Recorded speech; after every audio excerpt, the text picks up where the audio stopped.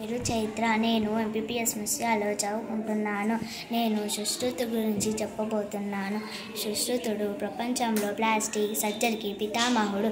ఇతడు భారతదేశంలో మొట్టమొదటిసారిగా సర్జరీ ఆపరేషన్లు నిర్వహించాడు. యుద్ధాలలో ముక్కు, చెవులు తెగిపోయిన వారికి వాటిని అతికించి లేదా కొత్త చర్మాన్ని వేసి ఆపరేషన్లు చేశాడు. అంతేకాదు, ఇతడు మూత్రపిండాలలో రాళ్లను తొలగించడం, ఫ్రాక్చర్లను గుర్తించి చికిత్స చేయడం, కంటికి సంబంధించిన కాంటాక్ట్ ఆపరేషన్లు చేయడంలో ఇతను మంచి నిపుణుడు. సుశ్రుతుడు ఉత్తర కాలానికి చెందినవాడు.